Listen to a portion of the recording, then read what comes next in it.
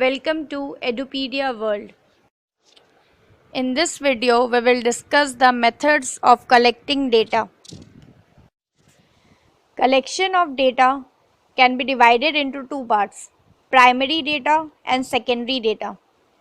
Secondary data can be further classified into two parts, that is published sources and unpublished sources.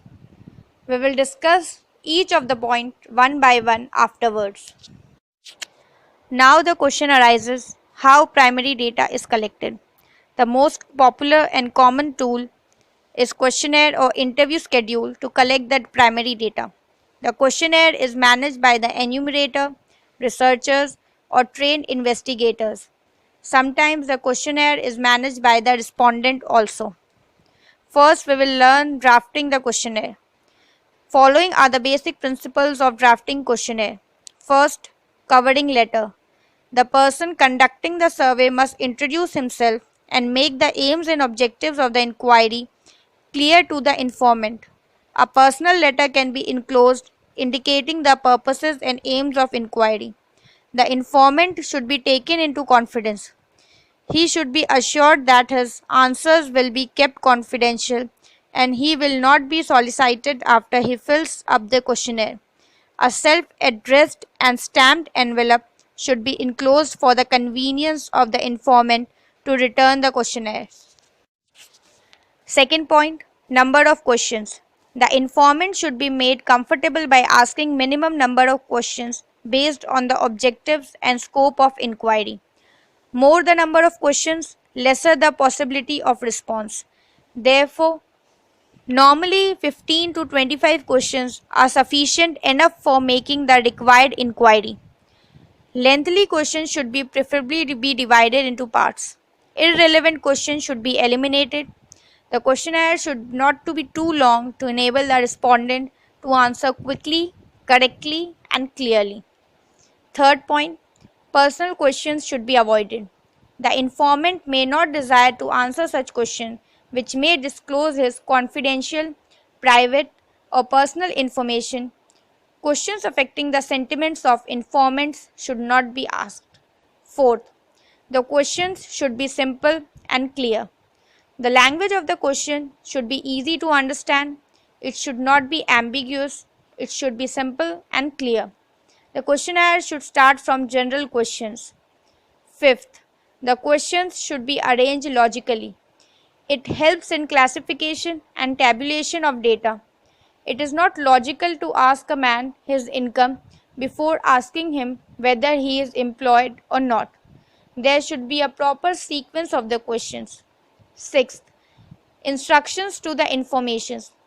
Definite instructions for filling in the questionnaire should be given.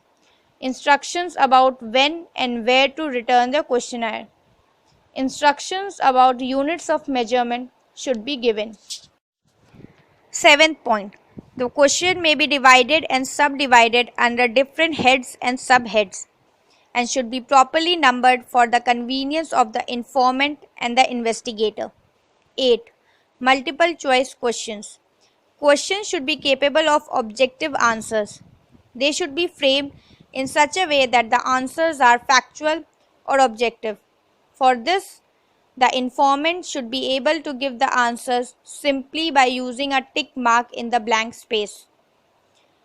9th, simple alternative questions. As far as possible, the questions should be framed in such a way that they are answerable in yes or no, or right or wrong. 10th, specific information given. The questionnaire should start from general questions to more specific ones. We get specific answers to such type of questions. These questions are simple and direct. For example, in which class do you read? In which subject you are more interested? 11th, open question. It makes the informant free to give any reply he chooses. Such questions are difficult to tabulate and increase labor in statistical work. Such questions should be minimum in number in the questionnaire. 12th, the questions should be directly related to the point and inquiry for which the data is being collected. The question should not use negatives as starting with wouldn't, don't you, etc. 13th. Avoidance of leading questions. As far as possible, leading questions should be avoided. Why do you like Brook Bond tea? Instead of such simple question, two questions can be framed for inquiry, namely, which brand of tea do you take?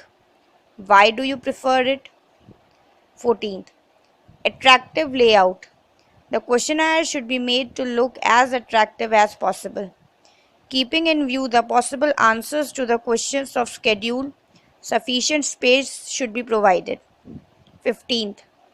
Avoidance of questions of calculations. As far as possible, no question should be asked which requires mathematical calculation like percentage, ratio, etc. It gives strain to the informant and he may avoid sending the questionnaire back. 16th. Avoidance of certain questions. Correct answers to certain questions cannot be obtained. Such debatable questions should never be included in the questionnaire. For example, do you tell a lie? Do you love your children? Do you beat your wife? Etc. 17th. Cross checks. Some questions should provide the means of checking inaccuracies in the answers.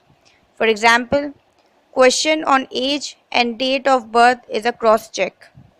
It helps to decide whether the informant is answering the questions correctly and consistently.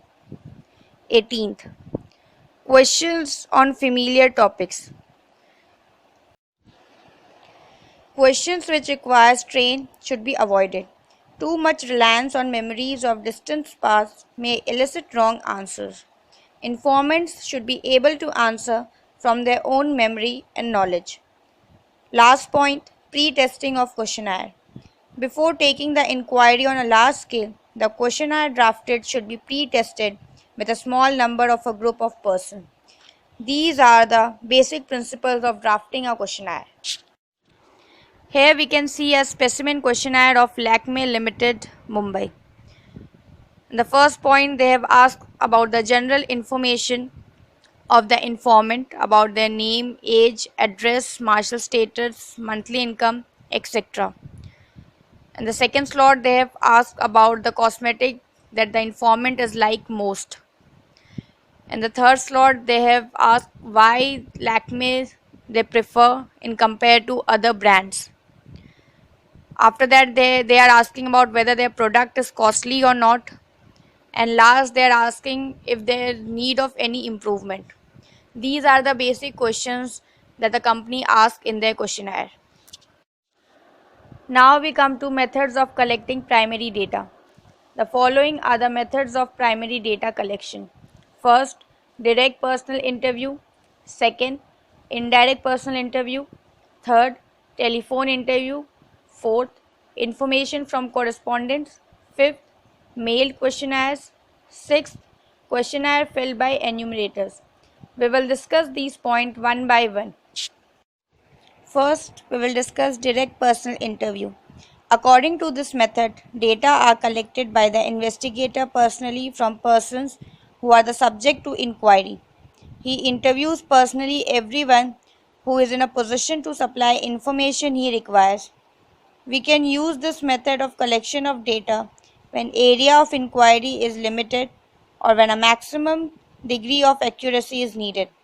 Thus, if a teacher wants to know about the personality of a student in a class, he may interview his student personally, asking a number of questions, that is, about marks obtained in previous examination, interest in sports, music, dramatics, etc., and collect the desired information.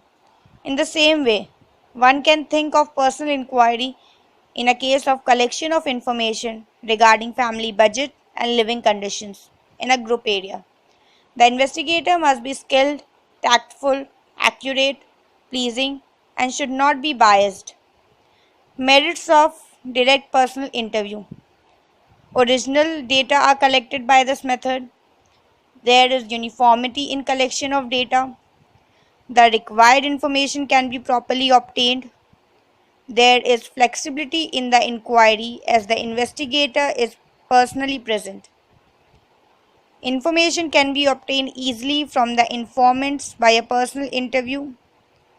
Since the inquiry is intensive and in person, the results obtained are normally reliable and accurate. Informant's reaction to questions can be properly studied. And last, investigator can use the language of communication according to the educational standard and attitude of the informant. Beside these merits, there are certain limitations also. First, this method can be used if the field of inquiry is small. It cannot be used when field of inquiry is wide. Second, it is costly method and consume more time. Third, personal bias can give wrong results. Fourth, investigators need to be trained and supervised for the job. Otherwise, results obtained may not be reliable. And the last, this method is lengthy and complex. Now we come to indirect personal interview method. Direct personal inquiry cannot be used in the case of the refusal and reluctance of the person who are to be interviewed. Then an indirect personal inquiry can be conducted to get necessary information from an indirect source. Persons who have the knowledge of relevant material or event are interviewed and asked questions for collecting the data. For example, an inquiry of addiction to alcoholic drinks, direct personal inquiry can be a failure as a person regularly taking liquor obviously may not give answers properly or accurately to questions. In this kind of a situation, we can have a choice for indirect personal inquiry by interviewing friends, neighbors, employers, relatives, and liquor sellers, etc. In the same way, in the case of an accident on the road, we can find the cause of the accident by inquiring the persons present at or near the place of the accident. This method is used by committees and commissions appointed by a government. They gather facts about different problems by asking and cross examining different types of people who appear as witnesses. Thus, the views of different persons are obtained for finding out the real position. In this method, a precaution is necessary in selecting the informants. An informant should be a person who is not biased or prejudiced, must know the facts of problem, must be capable of answering correctly for giving true information, and is not motivated to give color to the fact. The collected data are required to be given due allowance for the conscious and unconscious bias of the person giving the information and answering questions. To get success of collection of data by this method, it is necessary that the evidence of one person alone is not to be relied upon. The opinions of various persons should be obtained to find out the real and true picture of the situation. Merits of indirect personal interview. First, this method covers a wide area of investigation. Whenever the informant in direct investigation is reluctant to give information or cannot be contacted, this method is a good alternative. Second, as the information is obtained from the third party, it is more or less free from biased or prejudiced approach of the investigator and the informant. Third, it saves labor, time, and money. Fourth, as the information covers the wide range, different aspects of problems can properly be studied. There are certain limitations also. First, as the information is obtained from the third party and not by the person directly concerned, there exists a possibility of not getting true information. Second, various evidences obtained may be sometimes exaggerated according to the interest of the person answering the question or supplying the information. Thus, we find that both the above methods, direct and indirect personal interviews, have certain plus and minus points. For this reason, the choice of the method depends upon the nature of inquiry, and sometimes we balance the demerit of one method by using the other method also for the same investigation. This way, we can counter-check the data collected by one method with the other. Now we come to telephone interview method of collecting primary data. The investigator asks questions over landline telephone, mobile telephone, and even through website. Various researchers, newspapers, television channels, mobile service providers, bank, etc. use telephone service to get information from different people, that is exit poll, political or economical opinions, music or dance performance opinion, etc. Even sometimes websites or internet are used for obtaining statistical data. These days, online service through short message service, that is SMS, has become popular. Merits of telephone interview. Telephone interviews are cheaper than personal interviews. It can be conducted in a shorter period of time. The investigator can assist the respondent by clarifying the questions. Sometimes respondents are reluctant to answer some questions in personal interviews. Telephone interviews are better in such cases. Limitations. Information cannot be obtained from people who do not have their own telephones, and reaction of respondents on certain issues cannot be judged, but it sometimes becomes helpful in obtaining information from respondents. Fourth method of collecting information is information from correspondents. In this method, local agent or correspondents are appointed in different parts of the investigation area. These agents regularly supply the information to the central office or investigator. They collect the information according to their own judgment and own methods. Radio and newspaper agencies generally obtain information about strike, theft, accident, etc. by this method. It is adopted by government department to get estimates of agricultural crops and the wholesale price index number. It is suitable when information is to be obtained from a wide area and where a high degree of accuracy is not required. Merits of this method. First, this method is comparatively cheap. Second, it gives result easily and promptly. Third, it can cover a wide area under investigations. There are certain limitations also. In this method, original data is not obtained. It gives approximate and rough result. As the correspondent gives his own judgment, his personal bias may affect the accuracy of the information sent. And the last, different attitudes of different correspondents and agents may increase errors. Now we come to the fifth method, that is mailed questionnaires. A list of questions relating to inquiry, which is called schedule or questionnaire, is prepared. This list of questions provide a space for each answer. Schedules are sent to informants by post with a request to answer and return it within a specified time. Such schedules generally have prepaid postage stamp affixed to them. If necessary, an assurance is given that the answer will be kept confidential.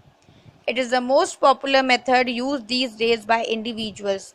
The success of this method depends on the cooperation that the informant is prepared to extend and the manner in which the questionnaire is drafted. Merits of this method. First, large field can be studied by this method. We can use this method in cases where informants are spread over a wide geographical area. Second, this is not an expensive method. It is a cheap. Mailing cost is less than the cost of personal visit. Third, we can obtain original data by this method. And the last, it is free from bias of the investigator as the information is given by the informant themselves. Now we come to the limitations of this method. It is difficult to presume the cooperation on the part of the informants. They may fail to send back the schedules or may misinterpret or may not understand some questions. Second, schedules sent back by the informants may be incomplete or inaccurate and it may be difficult to verify the accuracy. Third, there may be delays in getting replies to the questionnaires. Fourth, This method can be used only when the informants are educated or literate, so that they return the questionnaire as duly read, understood, and answered. Fifth, there is a possibility of getting wrong result due to partial responses, and those who do answer may not include certain type of persons from whom the specific information is required. And the last, there may be loss of questionnaires in mail. This method is suitable for the following situation. When it is compulsory by law to fill the questionnaire, that is, government agencies compel bank and companies, etc., to supply information regularly to the government in a prescribed form. This method can be successful when the informants are educated. Following are some suggestions for making this method more effective and successful. First, questions should be simple and easy so that the informants may not find it a burden to answer them. Second, informants should not be required to spend for posting the questionnaires back, therefore, prepaid postage stamps should be affixed. Third, this method should be used in a large sample or wide universe. Fifth, this method is prepared in such inquiries where it is compulsory by law to fulfill the schedule. Thus, there is a little risk of non response. And the last, the language of the schedule should be polite and should not hurt the sentiments of the informants. Now we come to the last method, that is questionnaire filled by enumerators. Mail questionnaire method poses a number of difficulties in collection of data. Generally, these filled questionnaires received are incomplete, inadequate, and unrepresentative. The second alternative approach is to send trained investigators or enumerators to informants with standardized questionnaires which are to be filled in by the investigators. The investigator helps the informants in recording their answer. The investigators should be honest, tactful, and painstaking. This is the most common method used by research organizations. They train investigators properly, specifically for the purpose of an inquiry, and also train them in dealing with different persons tactfully to get proper answer to the questions put to them. The statistical information collected under this method is highly reliable. Merits of this method: first, it can cover a wide area. Second, the results are not affected by personal bias. Third, true and reliable answer to difficult question can be obtained through establishment of personal contact between the enumerator and the informant. Fourth, as the information is collected by trained and experienced enumerators, it is reasonably accurate and reliable. Fifth, this method can be adopted in those cases also where the informants are illiterate. And the last, personal presence of investigator assured complete response and respondent can be persuaded to give the answer to the questionnaire. There are certain limitations also. First, it is an expensive method as compared to other methods of primary collection of data, as the enumerators are required to be paid. Second, this method is time consuming since the enumerator is required to visit people spread out over a wide area. Third, this method needs the supervision of investigators and enumerators. Fourth, enumerators need to be trained. Without good interview and proper training, most of the collected information is vague and may lead to wrong conclusion. And the last limitation, it needs a good battery of investigators to cover the wide area of universe, and therefore it can be used by bigger organization.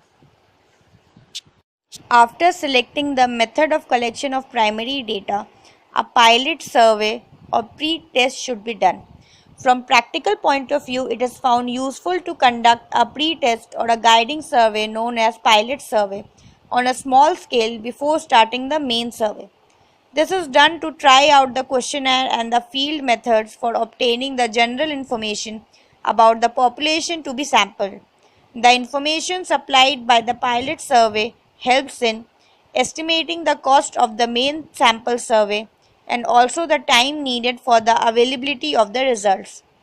It improves the organization of the fieldwork by removing the defects or faults observed in the pilot survey, formulating effective methods of asking questions and also in the improvement of the questionnaire, training of the field staff, and disclosing certain problems or troubles that may otherwise be of a serious nature in a large scale main survey. Now we come to the methods of collecting secondary data.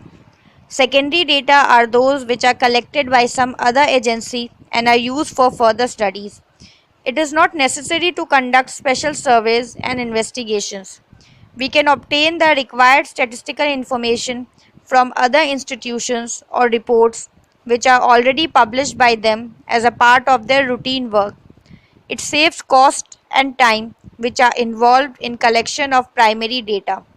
Secondary data may be either published or unpublished. First, we will discuss the various sources of published data. First, government publication. Different ministries and departments of central and state governments publish regularly current information along with statistical data on a number of subjects. This information is quite reliable for related studies. The example of such publications are Annual Survey of Industries, Labour Gazette, Agriculture Statistic of India, Indian Trade Journal, etc. Second, publication of international organization. We can obtain valuable international statistics from official publication of different international organizations like the United Nations Organization UNO, International Labour Organization ILO, International Monetary Fund IMF, World Bank, etc. Third, semi-official publications. Local bodies such as municipal corporation, district boards, etc. publish periodical reports which give factual information about health, sanitation, births, deaths, etc. Fourth, reports of committees and commissions. Various committees and commissions are appointed by the central and state government for some special study and recommendations. The reports of such committees and commissions contain valuable data. Some of the reports are Report of National Agricultural Commission, Report of the Tariff Commission, the Patel Committee Report, etc. Fifth, private publication. In private publication, there are a number of sources. First, journal and newspapers. Journals like Eastern Economist, Journal of Industry and Trade, Monthly Statistic of Trade, and newspaper like Financial Express, Economic Times collect and regularly publish the data on different fields of economic, commerce, and trade. Second, research institutions. There are a number of institutions doing research on allied subjects.